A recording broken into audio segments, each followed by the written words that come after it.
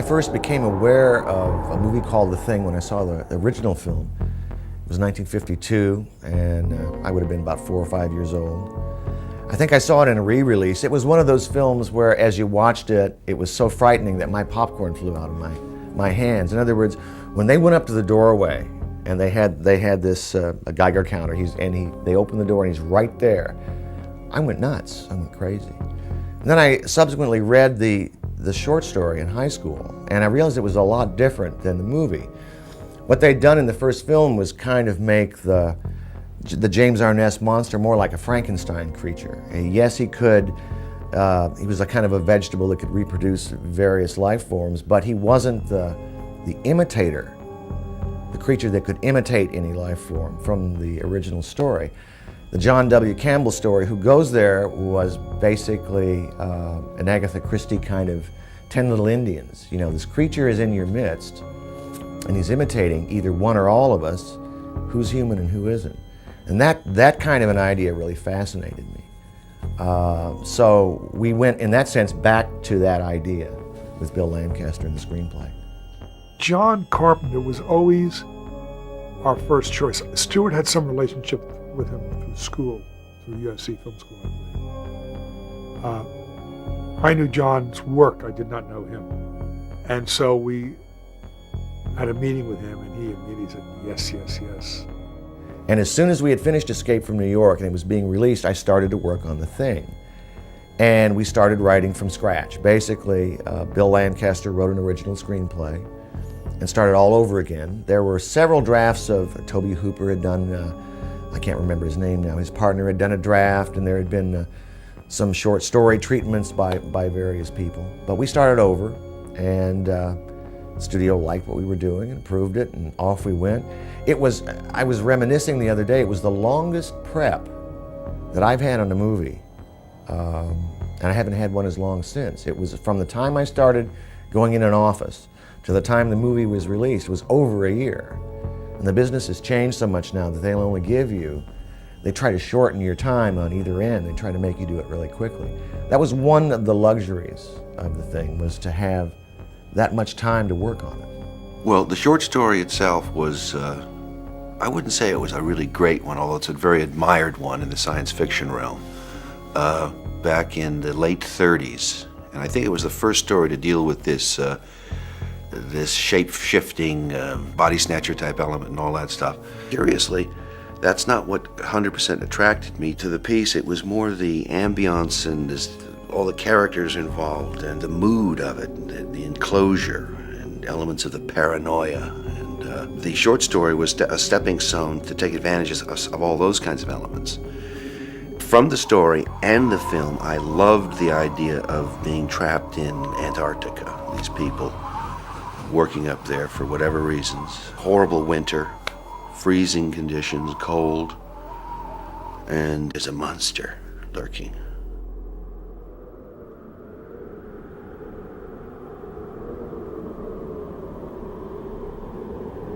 Trying to talk about how to approach making a movie is difficult. Each one has its own personality. What basically you start with is an idea for a director of photography. You want to begin meeting production designers. You want to begin the process of setting up how to make the movie. And one of the big keys to me in making The Thing was discovering John Lloyd. You see, I had come from low-budget filmmaking, and I had never really worked in a studio situation, and John came along with enormous enthusiasm and knowledge and a great eye.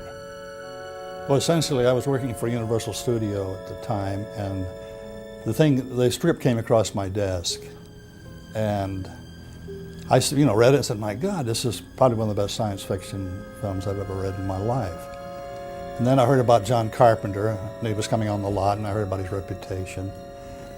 And I made a connection with one of the production managers to talk to him, and then arrange an interview. And I took my drawings and things up and talked to John and ended up getting the show. I met John, I'm not sure what year it was, but it was just before Halloween. It was for Halloween. Deborah Hill introduced us, and John decided that we would probably make a good team, and so we worked on Halloween. And that I guess was such a good experience for both of us that we began a series, and I worked on The Fog and Escape from New York, and then subsequently The Thing. And so I guess we went through a sort of that formative period together. The work I did with John and the pictures we did together, I think was at that period some very challenging ones for me, and also a lot of fun because they allowed us to sort of experiment and work on visual style. Basically, it's a process of lining up the people to do the movie. And one of the crucial decisions we had to make was on the special effects and whether or not to hire, what kind of an effects person to go with and what kind of a concept to go with. And I chose Rob Bottin. I saw Halloween, and I instantly became a John Carpenter fan. He was, that film is just amazing. It amazed me.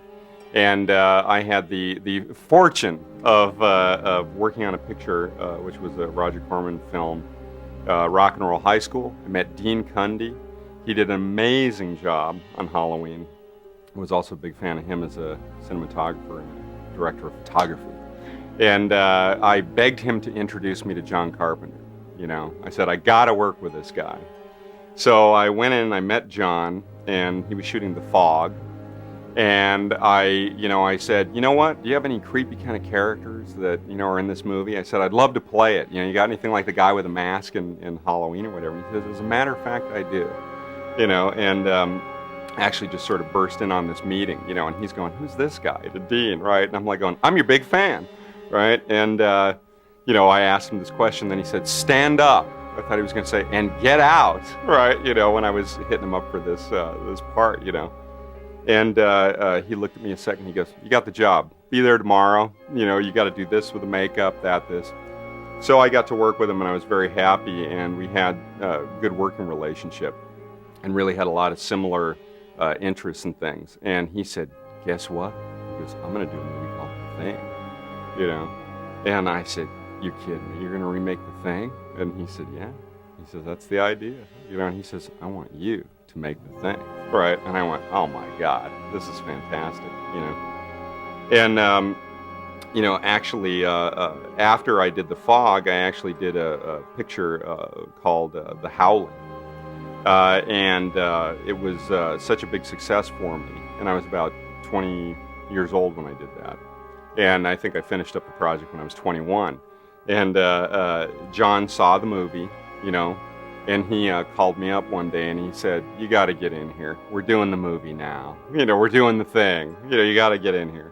He came in with a wild concept, which is that the thing can look like anything. It doesn't look like one monster. It looks like anything. And out of this changing shape, this imitation, comes all the creatures throughout the universe that the thing has ever imitated, and it uses these various forms. And Rob was very daring in his approach. I must say, even sometimes I was doubtful as to whether he'd pull it off. He goes, I got an idea. He goes, we got a great storyboard artist on this movie named Mike Flug, right? And he says, you should go down to the Universal art department, meet this guy. And I said, Mike Flug? I mean, you mean Mike Plug? Like that. And he goes, Plug. You know what I mean? He was really, John's a funny guy. He's like, oh, whatever. He goes, he's a real funny guy, And I said, yeah. I go, he did a lot of great comics. This guy's like, I'm a big fan, because I'm like, rabid comic book collector ever since I was a little boy. And I said, God, Mike Plug, cool. So he says, yeah, why don't you go down there and tell him what you just told me? And he goes, what I want you to do is sit there with Mike. And he goes, and I want you to go through all the scenes. And I want you to show what it is you just told me shot by shot. And he says, because he goes, that's the only way we can do this thing, right? So it took a couple of weeks to get all this stuff down. Then, after we had finished the storyboard process, I piled them all up, went walking back up to, Carpenter's office. And he said, "Let's see what you got," like that. And we pinned them all up on the walls, covering all of his office walls. Then again, he looked at me and he said, "Do you know how to do all this stuff?" And I said, "No." So that was really the challenge of that picture. And what was great about it was that John actually did give me a great opportunity to say, "Hey kid, go nuts, and use your imagination." And he was so supportive during the whole process that it was just, a real amazing thing to happen to a 22-year-old. Well, we started casting the thing and realized very quickly that we had to be realistic. And although there are women who work in the Antarctic, and that would be a real thing to put them in there, it's more fun, I thought at the time, to make this an all-male movie, simply because you wouldn't have to deal with that issue. They had a couple of women in Hawks's version. And I thought maybe it would be more of a streamlined approach in an all-male movie. I hadn't seen one in a long time. And I started casting with Kurt Russell wanted to play the lead. And he was the kind of linchpin. And then we just looked at every good actor we could find and assembled a great cast. John was trying to cast the role of MacReady, and we spent some time together talking about that, trying to think of other actors. I wasn't involved with the movie. And he was casting the movie and had some of the other roles cast pretty much when he was not finding what he wanted for MacReady. And I gave him some suggestions, and we just as friends, we were just talking about it. And then I guess it was about 3 weeks to go, or a month, maybe less than that, he came to me and he said, what would you think about playing it? And so then I really read it and said, yeah, I thought it'd be a lot of fun. At that time, we were going to try to do definitely a strictly ensemble piece where MacReady was just one of the group and very slowly came out of the group to have to sort of deal with the thing at the very end. And that kind of changed slightly once we discovered that we had, these makeup and these wardrobe problems where everybody looked the same. I was asked to come in for another role. For the life of me, I can't remember what it was. And after I got there, John and I were talking, and we had known each other socially a little bit. And I said, "Listen, what are you thinking about Clark, the dog handler?" He said, "I haven't really focused on that role yet." And I said, "Well, that's the one that interests me the most." And he said, "Really?" And I said, "Yeah." He said, "Why?" And I said, because there's something about him, the fact that he's more connected to the animals than he is to the people. I see him as a kind of loner, sort of strange other entity in the group. And I think he liked that, and I liked the fact also he was sort of the red herring, the one that everybody thought was going to be the carrier. And we had the whole cast together, and we went over to Universal, and we sat around the table the first couple of days and talked about the script and talked about what the characters needed and wanted and so on and so forth. And then we worked on mostly the psychological aspects of it. That's what was most interesting, at least the way that the script, stripped of all the special effects. When you first read the script, I never read the monster turns here and blah, blah, blah. I just look at the scene. So we had a chance to work on that first, and probably good, because once we started shooting, the technical aspects began to take predominance. It ended up being great for me because I was the one who got to work the most with Jed, the wolf dog, and Clint Rao, who raised and trained Jed, and I got to be good friends, and Jed and I got to be good friends. He was a very spooky dog when we started. Because he was half wolf and half dog, and the wolf half was real dominant in him. He did everything like a wolf. He would never bark, he never growled, but the minute he would become uncomfortable, he would just suddenly go. and you just went, uh-oh, wait a minute. And he did that with me sometimes. And, you know, Clint had warned me, if you see this look on his face, just relax, try and relax.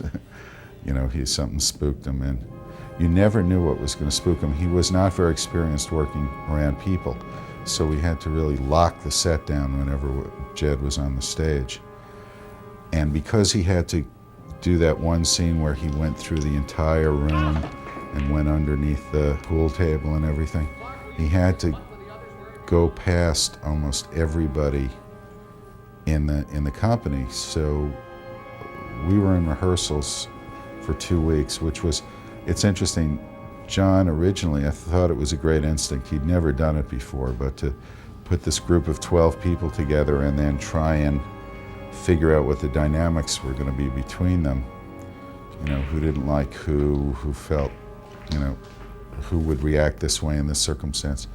And we came up with a lot of very interesting stuff in that process. But also we took some of the control away from John in the process too, because we really bonded and we got very interestingly involved with each other because of that. I remember at one point in the pre-production, John Lloyd came to me and said, okay, here are our options.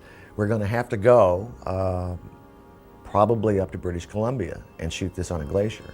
In looking for somewhere to build the set for the Antarctic ice camp, they opted for Stewart, British Columbia, because it was purportedly one of the highest snowfalls areas, accessible easily. We scouted it, I believe it was in the summer, when it was still warm, relatively warm, and the location we had chosen on this hilltop overlooking a glacier was still essentially dirt, so that they could build the camp. So we were, I would say, 6 months ahead of when we would be shooting. We were choosing the spot. It was a little knoll on top of a mountain that was accessible by a one-lane road that was also used by the mining company. The mine road had only been opened briefly, and it was shut down after that, so it was kind of a unique thing to find, because you just don't drive on top of glaciers, you don't do it. And here is this place, and it worked. It was just right there, and the only one problem, there were trees to one side, so I built the side of the set to hide that under normal shooting, so you wouldn't see it. But I was really extremely happy with all that, I thought it looked right.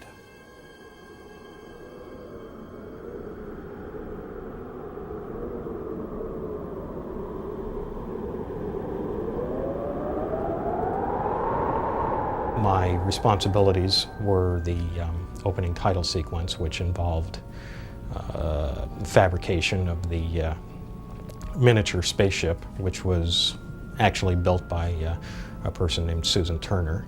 This is a spaceship from the opening sequence of The Thing, used in 2 shots. It's principally made of ABS plastic. I made it out of that so we could help hold all the heat that would be generated by these 144 lights we have circulating. It has a lot of brass etched pieces, including the grill around the outside, the vents, the dome, the exhaust. I did that because I wanted maximum detail possible, which is not possible in my opinion with styrene. I like the brass. It's painted with many shades of gray. It's airbrush painted by hand, masking techniques. There's also a light in the dome, which is made of hammered brass. It was actually flat when it was etched, and it was hammered into shape in wood form. I wanted you to be able to see the lights at a continuous intensity through the grating instead of little hot spots or what you usually would get with a grain of wheat light. And there's infinite values of intensity and speed on this too. So when we got in and saw what speed we needed to have it go at to give the right effect, we would have the option of making the lights go faster or slower, or be brighter or duller.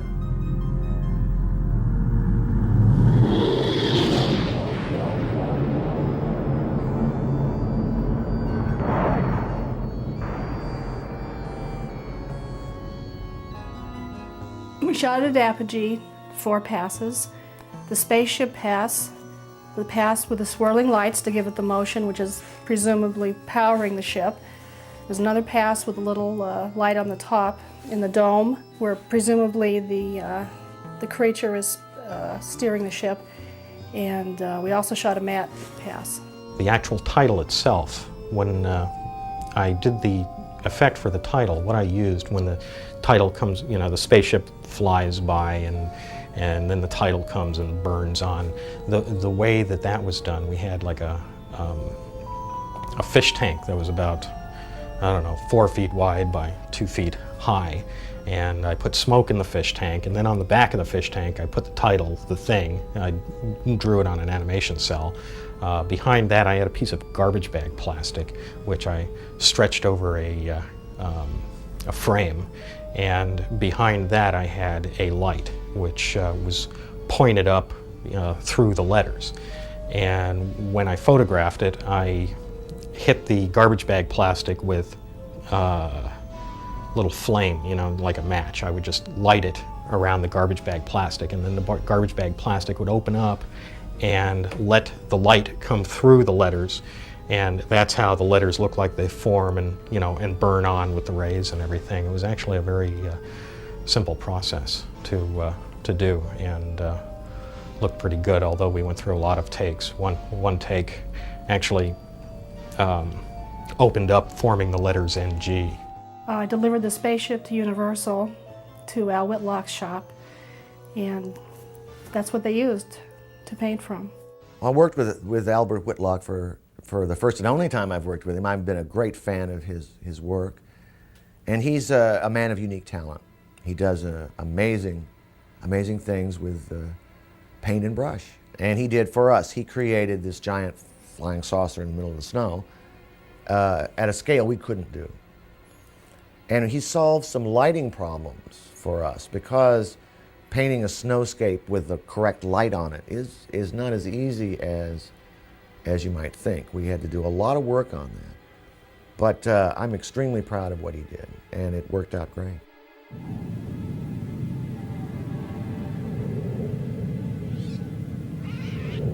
Well, the career in Universal started off really with the birds. Hitchcock called me in and I introduced myself as somebody that worked with him in England. And he really didn't believe it, actually. But after I talked to him for a while, he got to realize that I knew things that were absolutely authentic, and then he got interested.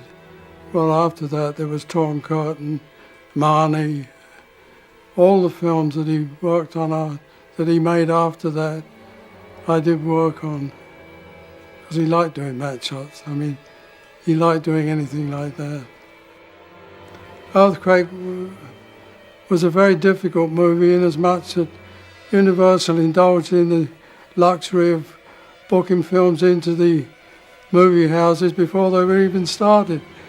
So there was a 12-week schedule, and there were 40 pieces of film to be done.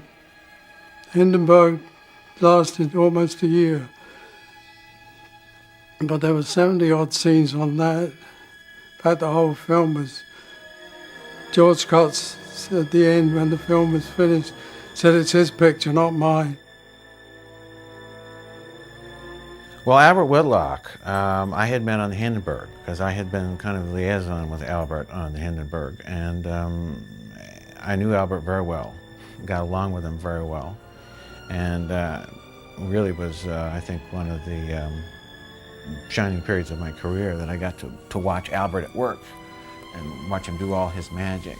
All of the matte paintings had an appropriate storyboard, so you knew generally what you were supposed to see.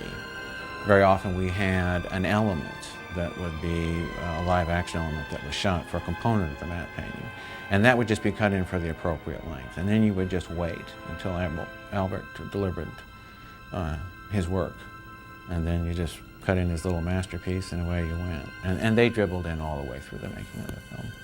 He would photograph, say, the bottom half of the frame out on the ice field, or the top half and part of it, whatever was important for that, and then take the film back to Hollywood not develop it.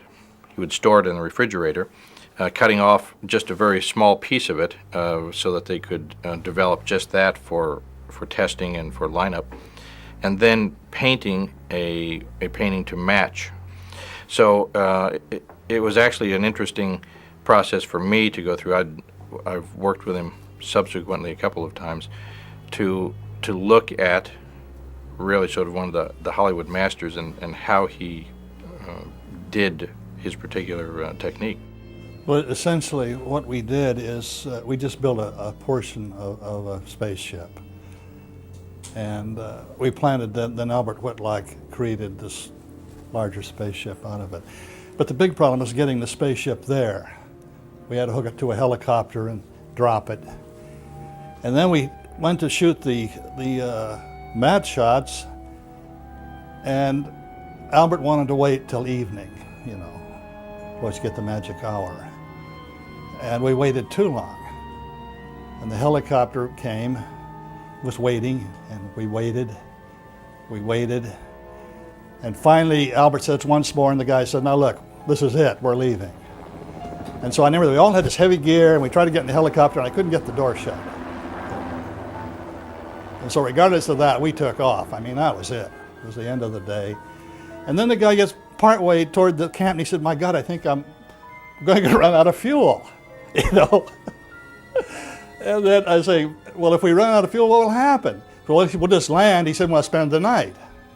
And I could imagine spending the night in this helicopter with 6 or 8 people, you know. It's, but we didn't. We finally made it back, and everybody was happy, except the pilot. He said we didn't realize, you know, really what kind of trouble we were in. But again, ignorance is bliss in most cases. That we had to find a piece of high ground on the back lot, because I didn't like working from a tower, unnecessary anyway, because the back lot at that time was very plain and very hilly. So we found a high spot and laid the sheets out and just placed the people in the appropriate position. The vital issue in making a matte shop work is having things standing in space. If it doesn't look as though what you're painting is actually in space, dimensionally in space, receding from you, which doesn't necessarily simply mean the dissipation of color and tone. That's simple. But still, to get the feeling that it's there standing in space, if you don't achieve that, you don't achieve anything. It just looks like a painting. Remains two-dimensional. That's the main thing you're aiming at. Clouds, of course, help you get that.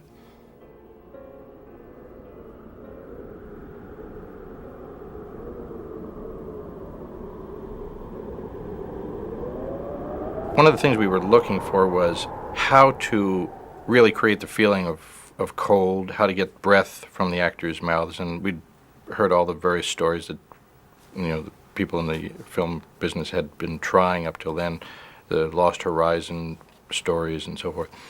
And we decided that refrigerating the stages was really sort of the best thing.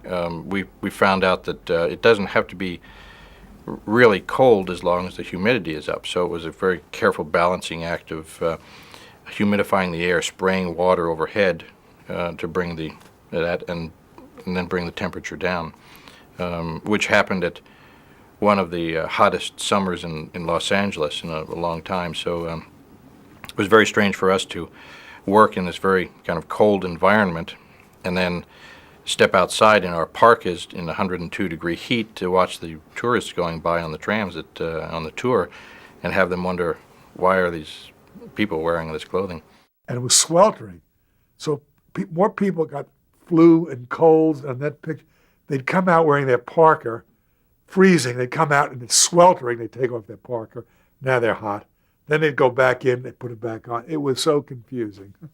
The thing that I remember the most was all of us, we got so tired of changing to go to lunch that we would just go to lunch in our complete wool outfits in this brutal heat and just, you know, and just kind of blow it off and go, well, it's going to be real hot getting over there, and then I'll get there and it'll be air conditioned and it won't be that terrible. I remember that, and I also remember for about 3 days or so, I showed up in the commissary every day with a big, ugly bullet hole in my forehead to eat lunch. And, you know, when I would come in and I go, yeah, you should probably put me in the corner where everybody doesn't have to look at me, because it was pretty disgusting. And there were other people who showed up, you know, with pieces of them hanging off to go to lunch. It was, we were quite a sight on the Universal lot there. The thing for me was, on The Thing, was that the production designing of the movie was so perfect that my job was easier. I could concentrate instead on the acting, telling the story, and the monster. I mean, that was the big job, was to convince the audience that this thing is real. And we might have convinced them a little too much.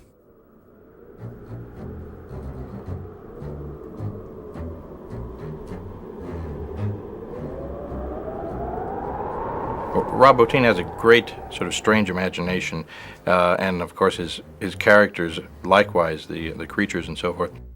I was really intrigued and challenged by the fact that we would be doing some things that hadn't been done up to that point in creating these illusions. We tried all kinds of things, cranking the camera faster and slower, and under cranking and shooting the camera upside down so the backwards action looked somehow strange. A lot of different sort of photographic techniques.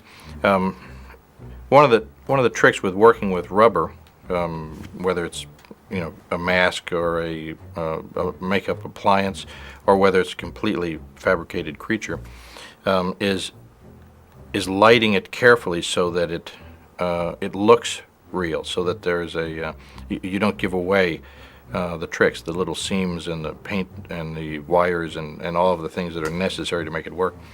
And Rob was always very sensitive about his creatures. There was, whether there was too much light on them. We always sort of joked that if it was up to Rob, he would build the creatures, to be incredibly interesting and imaginative, and then not put any light on them because he was afraid of showing them. So it was always a case of Rob wanting less light. So we developed techniques of little tiny spots of light and shadows and all, so that you never really looked blatantly at a rubber creature. I went to visit Rob on the set. He wanted me to help shoot some tests that he was doing of his vibrating dog, and I think when I got there, there were so many 5-gallon pails of KY jelly all over the place that it's like my impression of the film was, gee, I never knew that you could buy KY jelly in 5-gallon pails and have so many of them, in any one place. They used so much of it, I believe, on all of his creatures. That's kind of what I think of when I think of working on the film. And you'd walk into their model room and you'd see what they were going to eventually come up with, because they would model them in clay, I guess, before they started the work on making you. And it was incredible to see. And I must confess, I think I spent about 10 days with them, all told. They molded my face in a lot of different expressions. They molded my hands, my legs, my torso. They even took photographs of my chest without a shirt on, and they assigned one person to make the hair pattern match. And it was so good that the day we shot the sequence of my chest exploding, I was inside the examining table that my body was supposed to be lying on, so that my head was out. It was really my head, my neck, my shoulders, and my arms, and everything else was the model. And Richard Dysart is an old pal of mine who played the doctor, the medical doctor, came in that morning, and I was already in the harness, and he said, "Put some clothes on that guy, for God's sake, it's disgusting." And he came running over, and it wasn't until he was right on top of me that he realized that was fake. It was so incredible. When I see the picture, I know what my chest hair pattern looks like from looking at myself in the mirror for 50 years. I'm shocked at how accurate it is. And actually, it was very funny because it was a one-take situation. We had to make him up and blend this whole body off that had this interior mechanism that would rip open, right? And what happened was, of course, take one goes awry. After, 10 hours of makeup, right? And Charlie's sitting inside this box and is working on him and stuff. The cameras are all set, tweaking the lighting, getting it all set up, putting little beads of sweat on him and fixing his hair, making sure the rubber doesn't look too shiny and all this stuff. John says, action, right? The thing rips open, and I wanted to have like a lot of saliva flying all over the place. And unfortunately what happened was it looked like a fountain in Las Vegas. It came out and it just looked like there should be showgirls dancing out of his stomach and stuff. And John goes, cut! Thank you very much, Mr. Bottin. Like that. He goes, what happened? He goes, that was horrible. Like that. He goes, it looked like a fountain in Las Vegas, right? And Charlie's going like, wait a minute, do we got to do this all over again? I look at him and I go, yeah, Charlie, really sorry. And John goes, wait a minute, what do you mean? And I go, well, the stomach ripped open. We got to, take this all apart and put a whole new one on. And John goes, we got to do this tonight. And I'm going like, oh my God, So on the thing, take 2 meant hours, right? So we had to, clean Charlie up, take him out, put a whole new skin on this thing and come back and do it again. And the second time we got it, when it ripped open, but that wasn't the end of it. And it was about 6:30 or 7 by the time we got the second shot. I spent the entire day strapped in this harness. Took my back a week or 2 to recover, but everyone was pleasant. In fact, the worst part of it was every 2 seconds somebody would come by and say, you all right, Charlie? You all right, Charlie? And I say, just don't talk to me. Don't talk to me anymore. When we actually get to the scene or the actual shot within the sequence where Norris or Charlie, has his stomach open, and it's actually going to bite down on the doctor's arms. What we did is we came in on a shot where you would actually see the mechanism open, and we had, the doctor, actually put his arms in there and then start to close the machine, right? And then we cut. And what we do is we come to another angle, right, where we've actually replicated the doctor's arms perfectly, making it out of Jell-O, right? We made the arms out of Jell-O. We had wax bones built into the arms, and we had rubber veins and gelatin veins and all this stuff, so it was like, living tissue. And at this point, what we did was we actually took a mold of the actor's face that was playing the doctor. And what we did was we actually found a guy that had no arms. So his arms were actually cut off here, right, in an injury, an industrial accident, right? And very, very great guy, this guy.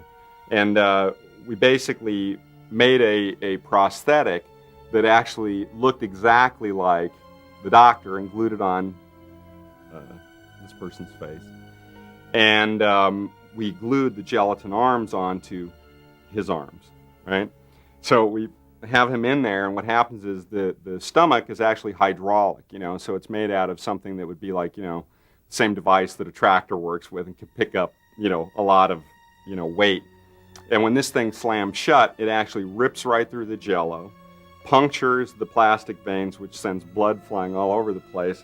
And then the actor with no arms, pulls his arms out, and now he's just got the prosthetic damage, on, and blood shooting all over the place, and that's a really good shot in the movie. That one was really tough to do and very inventive, very tough to do. I would even be scared to do that again.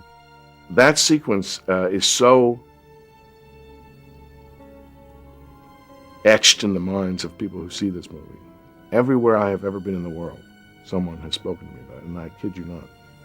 Everywhere I've ever been, I do a lot of traveling.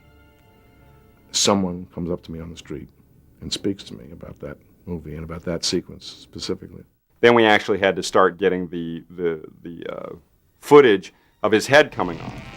And, obviously for this shot, we couldn't use Charlie Hallahan, right? So we actually made like a perfect replica of this guy's head. And fully, animated it, with mechanical effects and whatnot, And in it had a hydraulic ram that would actually stretch the neck out and sever the rubber at exactly a perfect point. And again, this was only like, You could only do it in one take. All right, and when it stretches open and the skin rips, what I wanted to see inside was something that was very reminiscent of like what's in a comic book whenever you see goo stretching or whatever. It's like this really stringy stuff. So we really didn't know how to make that stuff, you know, and there was nothing that would sort of stretch that far. So what we did was we just started, you know, melting plastic and getting bubble gum, you know, and making this crazy concoction that I'm sure was like so toxic, you know, it couldn't be good for you, right? And what we did is right before the shot, you know, we had, you know, the whole replica of Hallahan's body, and we actually had this goo that we would pile in there really quick. And the whole time it's giving off fumes like paint thinner and lacquer thinner and all this kind of stuff. And again, we have effects guys buried in the little table underneath to operate the stuff, and then all these guys that have rehearsed the motion of the neck coming off and everything without doing the split. Camera set up, right, and everybody's going like, what's that smell? You know? And I'm going, oh, it's the stuff inside the neck, you know, just some nutty concoction we made that'll stretch, you know, bubble gum and whatnot, plastic melted down. They're going like, oh, it doesn't smell too good, you know? So I go, well, we better hurry up and shoot it, right? So the camera set, everything's ready, and then Carpenter goes, wait a minute. Shouldn't there be fire, you know, like underneath the lens here? You know, and everybody goes, well, why? And he goes, well, because they're burning everything around them.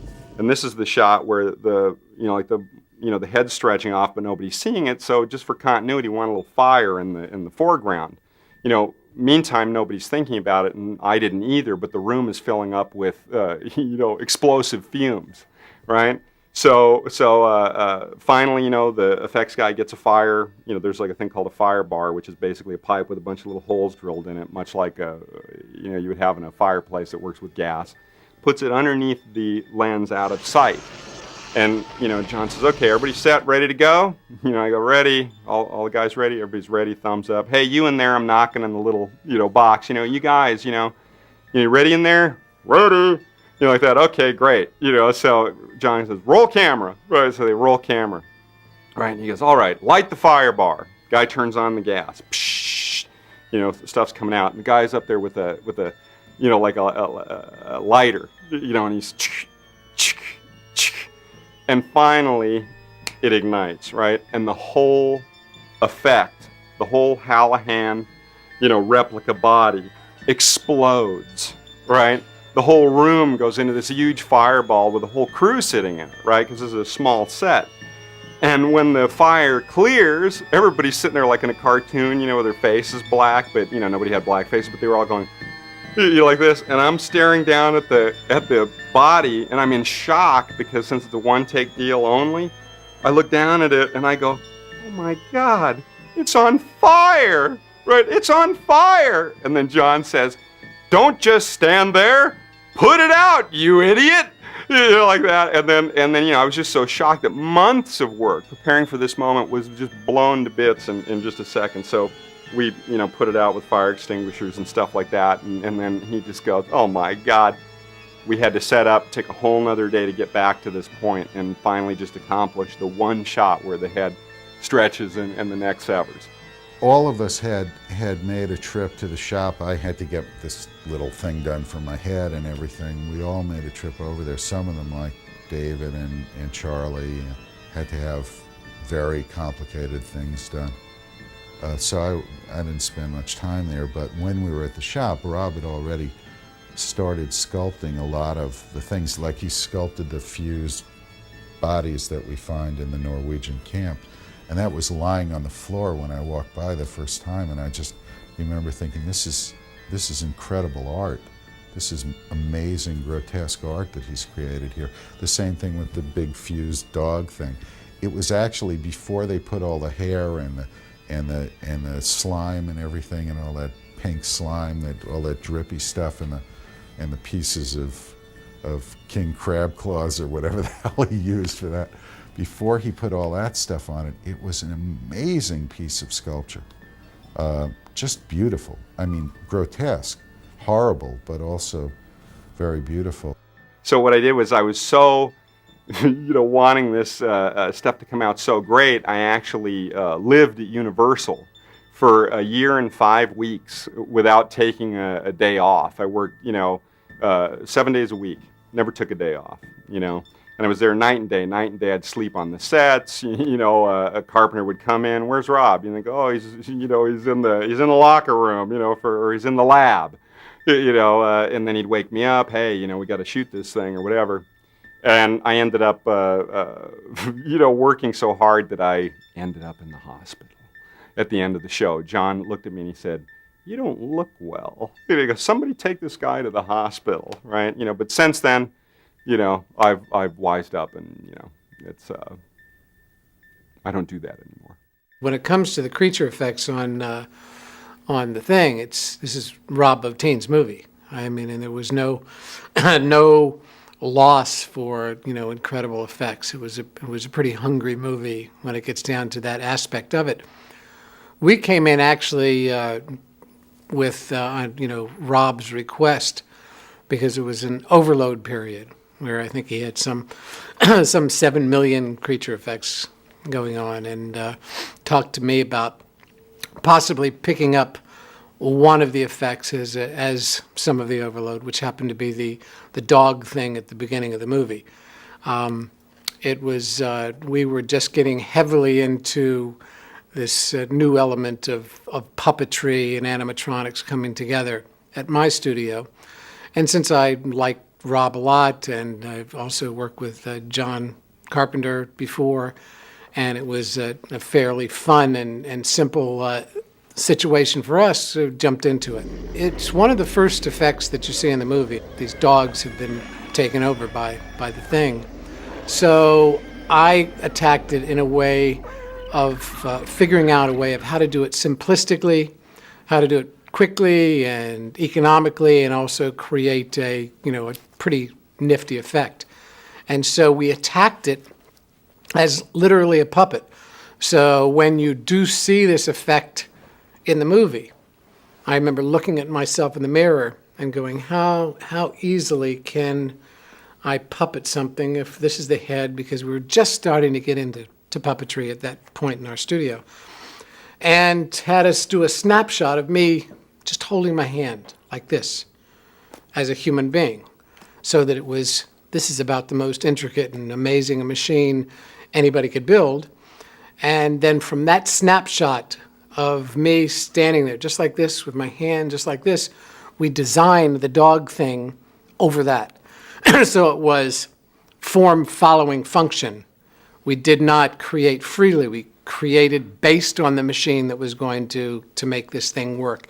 And when you actually see this dog thing in the movie, you will see that there's this hump, this interesting hump, and this long neck that comes out, and this really cool head that comes around and is snarling and going through all these gyrations. And it has all this wonderful organic movement, and it's basically because all that organic movement is the person inside it who is disguised by the design. So we came up with a concept, designed to that concept, and literally built a really cool hand puppet with an animatronic face. We literally came in to help out, to take a little bit of this overload, and to do a really fun character and a neat creature and a neat effect. But it wasn't for the credit, and it wasn't for the film. It wasn't my film.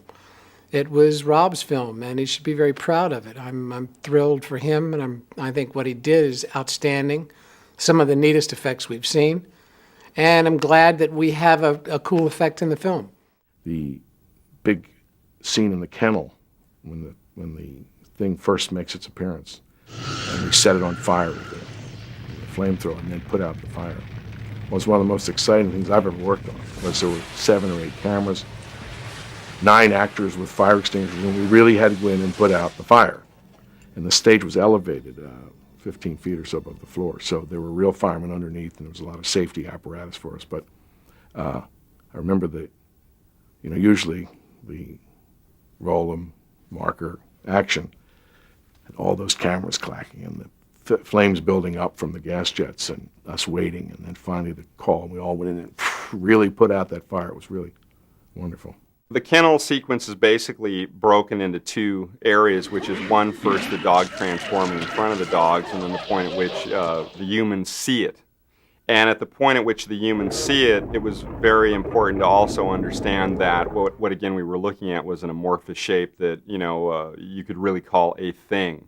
So when the big mass, or the dog, or what it is transformed to, pulls itself up into the corner of the ceiling, you know, trying to back up and escape, you know, from these guys and the dogs and everything, it just wants to be left alone. You know, it's got nowhere to go. You know, so basically, you know, these guys are looking at it and they go to torch it, and what happens is it you know, rips open, and then this, you know, this really strange kind of formation comes out that looks much like a flower. And in essence, if you go back and, you know, freeze frame, what it actually is it's not a flower. It's about, like, I don't know how many dog tongues.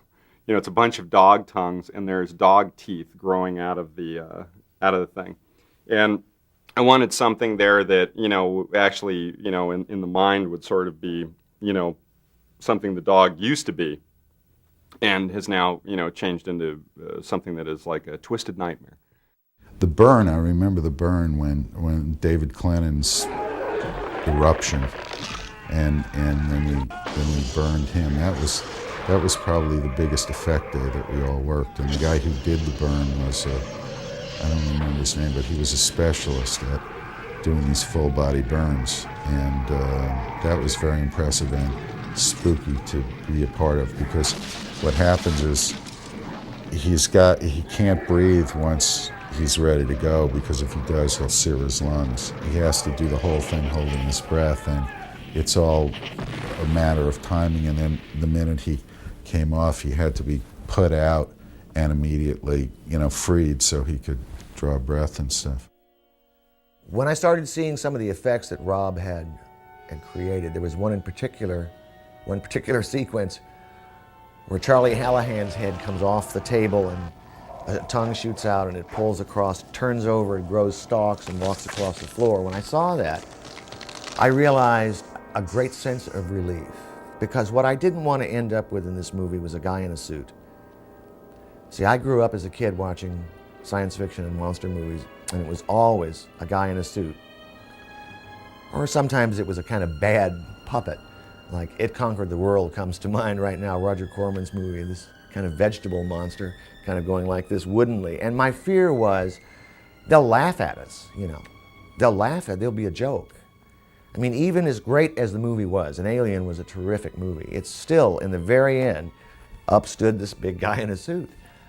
Oh, I don't want to do a suit. You know, I want something that's alive. So when I saw that stuff coming out, I was like, oh man.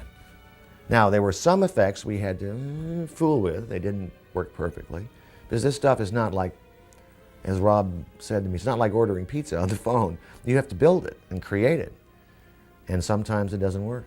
In our case, I think it did. You gotta be fucking kidding.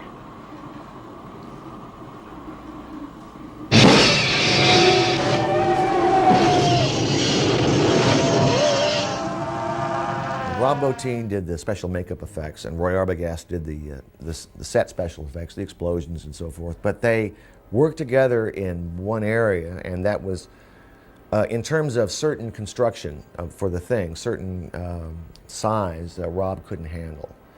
In other words, his little team could go so far. So they intermeshed at one point and began a collaboration to pull off that last creature coming up out of the floor and opening up. That was a huge monstrosity, and the size of it was amazing. So we had a lot of work to do. The first part, which was the pass where he actually has to run underneath the floorboards, that was done by Roy Arbogast.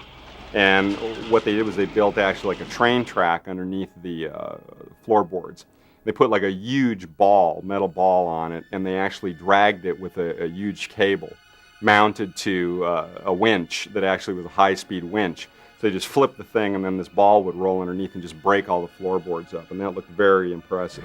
Then what we see is the floor being ripped up, and now we see this, you know, image of Wilford Brimley rising up out of this hole, you know, sort of stuck to a huge tentacle, you know, with all these tentacles that are writhing off of it. His chest actually rips open. This dog starts to struggle out. And because we wanted to open up the scope of what we were seeing, we decided to use animation. And there's this guy, Randy Cook, who's brilliant at stop motion animation. I worked with Randy before, known him for quite a while, and asked him if he would actually do this, the wide shot, which would basically be the worm, the Blair monster, comes up through the floor, and now we're back really far, and we see, oh God, it's huge, and tentacles come flopping out on the deck, and then, we'll cut to a medium shot of the dog actually starting to rip through, Brimley's, chest, and then we'll come back to the wide shot and actually see the dog leap out and land on the floor right in front of Kurt. And so actually, Randy and his crew set to making a miniature version of the whole set, and it was absolutely beautiful, really wonderful. The miniatures for the sequence, was inside a room that had a lot of oil cans and some other miniature pieces. I can't explain exactly, what it is. A guy named Jim Belahovic, and again Susan Turner, who built the spaceship for the beginning of the film. Randy Cook, the animator, asked me to make it on a 2.5 inch to a foot scale. So that seemed to be a good size for him to work with. So we made a rather large one, and of course it has to be very solid to do dimensional animation. You have to have a very solid base, so we made it very solid. We made it so a part broke away, so when the floor exploded, Randy could get right in there and work. And additionally, when we built it with no supports in the middle of the floor, so that they could have the creature come up at any point. We hadn't quite decided yet. And of course, we had icicles hanging from the top, which we used silicone for because they couldn't be moved either. With frame by frame shooting, you can't disturb anything. Everything has to stay exactly the same. I try to copy the live set exactly. I mean, it was rather difficult with the ice cave because it was just jagged cave. And so we had to measure each part out and make it exactly the right dimension so it would match. Well, I like to make it look absolutely, I know a lot of people like to take shortcuts, but I don't. I like to make it look exactly right because I think there's no substitution for having it be exactly right mathematically and visually. In the final picture, what happened was Carpenter had the sequence cut together and felt that at the end of the day, his eye could detect that there was, stop motion animation in the picture. And at this point in time, again, that, since this was done, many years ago, we actually didn't have the use of a computer, which would kind of, smooth out the animation a little bit. And so, John decided that, no, we're not going to use the animation in the picture, even though it was beautifully executed.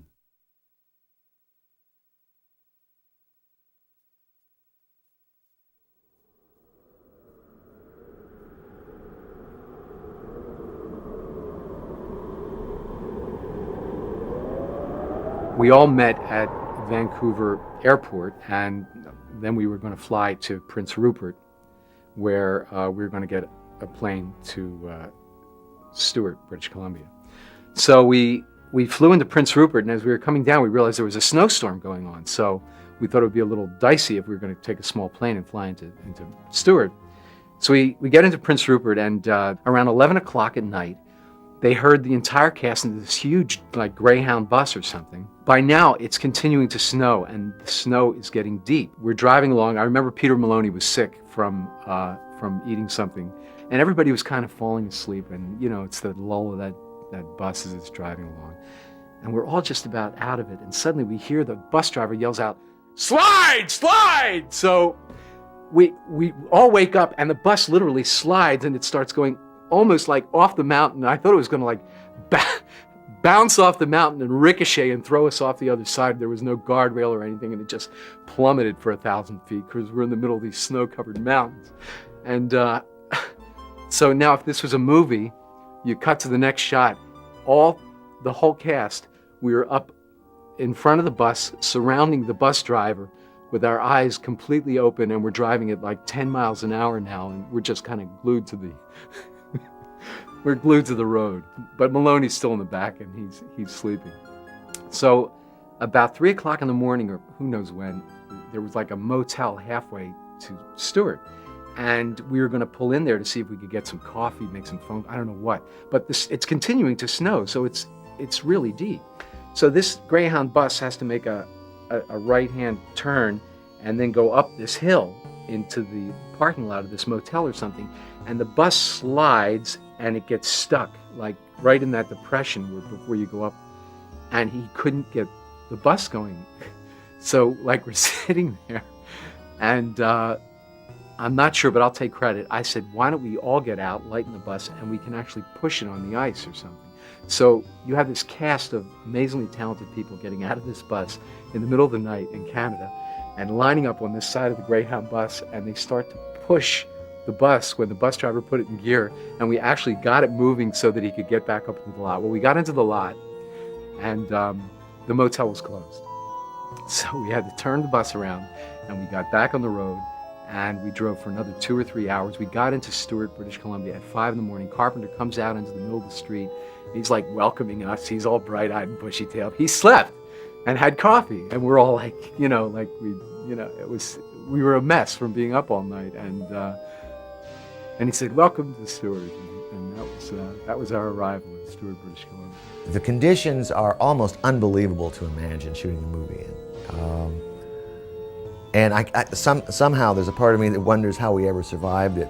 We had such problems, all the way down to the cameras.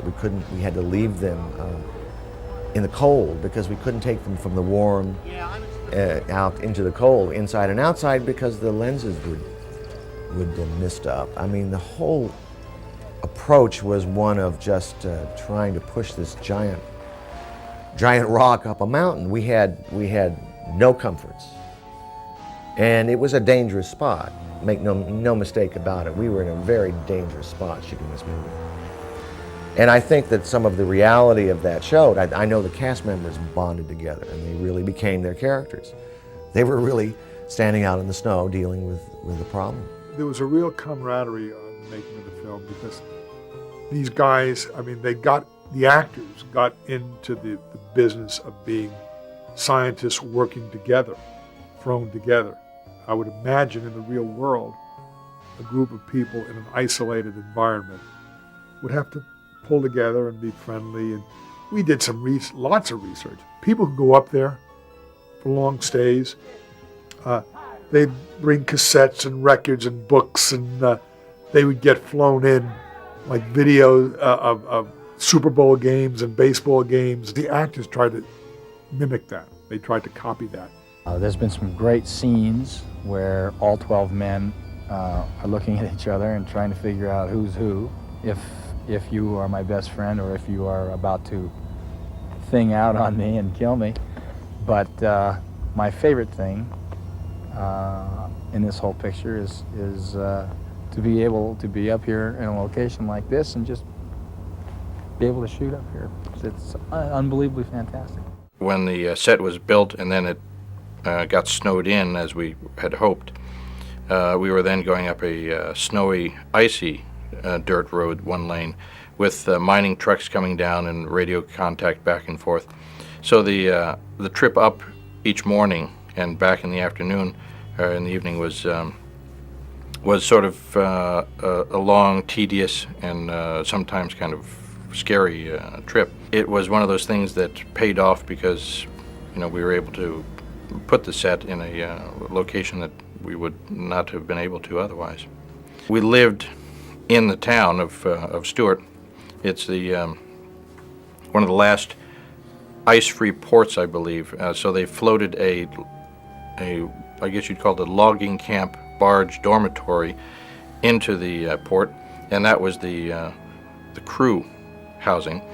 It was a large flat barge that had very small cubicles in it with a bed, and it was very much a kind of a college dorm situation for the crew, and I think it made the adventure more interesting, and there's a certain bonding that occurred with the crew. But of course, it was not the most luxurious conditions. The drive up from Stewart to the site on the glacier was 45 minutes of unbelievable stuff. Every day we passed 8-10 bald eagles eating, having just killed salmon, eating them on the snow, blood-covered snow. It was just amazing. Good morning, gentlemen. Good morning. Oh, man. What's going on? We're on. Hey, this must be a movie. Morning, good morning. Everybody went up every day. So there were many days you just sat around and sort of did nothing except look at how beautiful it was. That was the extraordinary thing. Even though it was 20 below, the gear we wore after a few days of acclimation kept you warm. And you could walk out on these fantastic glacial vistas. We were 3/4 of the way up this huge glacier. And that pale blue color of the ice. It stretched for miles and miles and miles and miles down as it sloped down into the valleys. And the white snow all around you. And just hints of the darkness of mountaintops. It's a sequence of images I've never forgotten, really powerful. I've never been that high up for any length of time in the mountains in that kind of cold weather. It was just gorgeous. So I felt the sets up there gave us a tremendous feeling of place, which was important because the movie's about, on a psychological level, is about isolation. Even though there were a number of us there, each one of those men had his own little trap, little prison that he lived in, cut off from everything else, except the guys around him. And then the introduction of this alien, which couldn't be seen, but could be sensed, intensified that experience for each and every guy in it. And that was, I thought, the most interesting part of the movie for me. In fact, I felt my character, Dr. Norris, knew unconsciously that he had been infected by the thing. And in fact, in the sequence when they're trying to decide what to do, when everybody's flipping out and running all around the hallways, and somebody, I think it was Tommy Waits' character, had a gun. They had to talk about it, and they wanted to take the control away from Moffat. They asked me. And my character said, I don't know, fellas, I just don't think I'm up to it. In my mind, he was responding to a signal from the inside that he didn't really understand logically, that something was wrong and he was the wrong guy. And so anyway, that business of being up there and seeing that sense that you were really alone, nothing, the wind, the cold, all those elements was fabulous. Hey, oh yeah. Okay. We won't have that white situation over there. Right. So I think we'll be okay. What we might want to do it, we could just do a little pull back from, say clear him. Good idea to come back, into here, and then come into the situation here. That sounds good. And maybe put Palmer fooling with the hydraulics in the front of the blade here.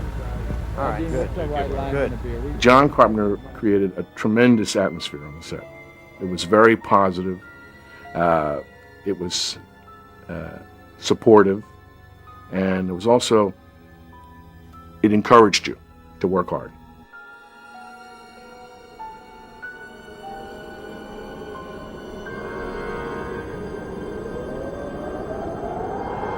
John is one of the few directors who can walk onto a set and be faced with a scene that may involve 5 or 6 people and some complicated blocking, and with no preparation, work with the actors and arrive at a blocking that they're comfortable with and not one that he dictates to them, and then decide on the spot what the most effective coverage for that scene is going to be.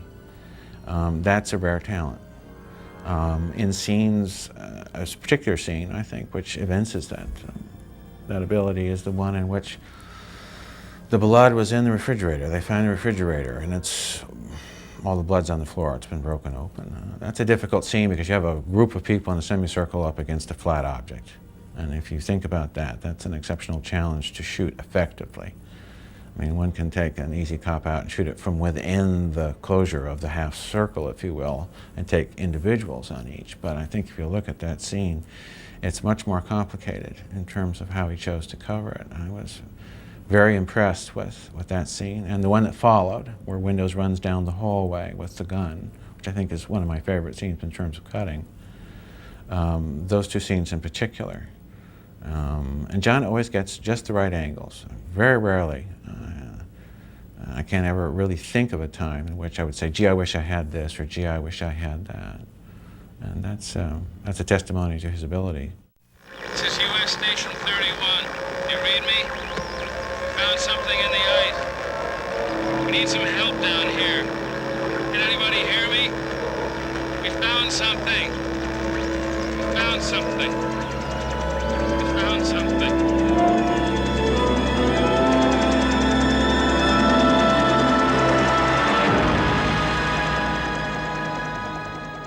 The reviews were mixed, I think, with the audience, and there was an alternate ending to the film that was shot.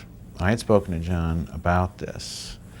I had said that I felt, well, gee, this is a terribly nihilistic ending. It's very much of a downbeat. Perhaps we should protect ourselves while we have the principal, Kurt, and just shoot an ending where we see that he survives. And John was open to this, so essentially what he did was he staged a scene in which Kurt has been rescued and is sitting in a kind of a small office structure, and he's just had a blood test so that we know that he's not infected. And he has survived this ordeal rather than the kind of mutual death that concludes the film now. He just shot this for protection. We never previewed this. The issue did come up at the conclusion of the 2 previews as to whether we should perhaps try this ending, see how it flew with the audiences, and or make other adjustments on the film. And I think John essentially at that time felt that he had achieved in the movie what he wanted to do. He had made the story of Who Goes There, the short story from which the original thing was adapted. He was much truer to that, which I think was one of his intentions. He was a great fan of the original thing. He and I watched it at least 2 or 3 times. John's probably seen it 50. And it is a wonderful film. But he wasn't trying to do that film. He was, in a sense, trying to go back to the source of it. And I think he felt he had accomplished that. And so that's the way the film went out. A lot of the things, though, that bothered the audience more than the monster were the poking around the monster, and poking around human beings that had been burnt. And it was like we all associated to it in terms of what's like gutting a deer. It doesn't. It's part of life. If you hunt and you take the meat, you gut the deer, and it's. I guess it's ugly the first 2 or 3 times you do it, but then after a while, that's what you do with you take them out, you remove them, and clean it, get the meat clean, and then you cut the meat up. All of that kind of when you're doing it, if somebody's not used to doing it, they look at that and they go, this is horrible. But they don't have any problem going to the store and buying that wrapped piece of meat.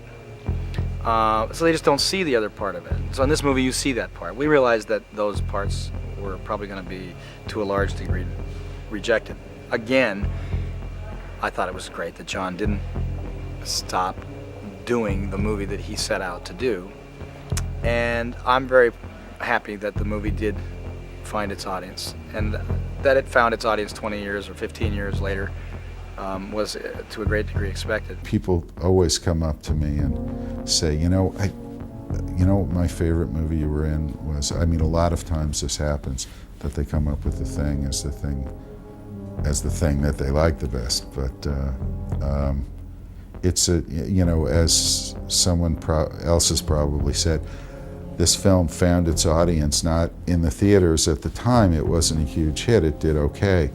But in video and on cable, and since then on video, it has a very loyal, very intense following, and that's always fun. I mean, I've been involved in several of those that haven't gone through the roof in the box office, but in certain ways have an afterlife that's much stronger than films that have gone through the roof at the box office. It was so much fun to be with that cast and that director and that crew. I mean, you had like 60 little boys with helicopters and flamethrowers and guns and a monster, and we're up in the Arctic, and I mean, it was a gas, man. It was like going out and playing cops and robbers when you were a kid. It was a fantastic experience in a wild and unpredictable place with just once again, I have to say, just a tremendous cast and crew. It was just so much fun. It's a good film, and it'll survive for that reason, It might not be an instant success, but I feel that it has legs in the sense that people will enjoy seeing it. and probably more so as the years go on. I think that at the time when The Thing was released, it was an innovative, very kind of unusual journey for an audience. And I think that it came across an interesting phenomenon, which was, at the time, we also had a very friendly alien that came to visit the Earth in the form of E.T. And it was a case of an audience at the time feeling probably more comfortable with a friendly alien, and the fact that that the sort of dark edge of The Thing was something that wasn't sort of appreciated at the time. I think the audience's sensibilities always sort of change, and they're now sort of prepared to accept an alien that isn't so friendly in the shape of The Thing. I really believe that if they had separated the releases somehow, that it would have been a big hit at the box office. It's since turned into what they call a cult film, whatever, and it seems like everybody has seen it. It's on video or on television or something. It set a standard for special effects. I think that the people who like that kind of movie went and saw it anyway. The interesting thing about The Thing, right, and the fact that it was actually done a long time ago, people actually think that the imaging and the special effects and the creature work or whatever hold up to this day, even in the light of the fact that there are computer graphics and things now. And I think part of the reason for that is that it's you just can't beat wild imagination, and no matter how you do it, as long as it's executed very well, you just can't pierce through the magic. Actually, it's really funny because I watch the movie now and I can completely pick it apart. I can actually look at it and go, I do that differently now. I could do that better, But the fun thing is that everybody that, like I run into on the street or in the movie business or whatever, they always say, do you realize that, your monster creation in The Thing was a life-changing monster? And I go, what does that mean? And I even have, kids that actually grew up watching it on video. And they say, yeah, it was just so crazy. And it just sort of made us realize that, you could do anything in the movies. So it's fun to have that part in history as having made something that was so wildly imaginative that it's actually caused others to come up with greater dreams. There are some movies that you do. I've done more, I guess, than my fair share of them, and I do think that maybe that I have to sort of look at that and realize something, that I have a tendency to like movies that aren't going to perhaps be accepted at the time. And if they're done well, though, they will be accepted later on. And I think that with the advent of video, that's a great. I'm very happy about that, because ultimately you're making movies for the enjoyment of as many people as possible. And I like that there's video and that people can take it and make their judgment later on, and perhaps without the politics of the time or without whatever's in the air at the time to set a tone to get in the way of just the project and just the story itself. There's a very somber kind of inevitability to the film. As it begins, you're seeing a helicopter flying, and they're chasing a dog, and already it feels like the end of the world to me. And that's what this is. This is an apocalyptic movie. This is the first of 3 films that I've worked on that have an apocalyptic theme, and I've dealt with them in different ways. This is the end of the world. It doesn't come from bombs dropping. It comes from within. And it was a movie that's tone started and finished. And then basically it was almost there's nothing you can do, because here it comes.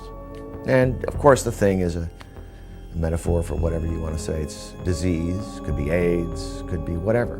But it comes from within you. It's also basically the lack of trust that's in the world now. We see it all over. Countries, people. We don't trust each other anymore. We don't know who to trust. We're with somebody that we think maybe they're our loved ones and they may attack us. And that's what the thing is. It has a lot of truth in it, kind of dressed up as a monster movie.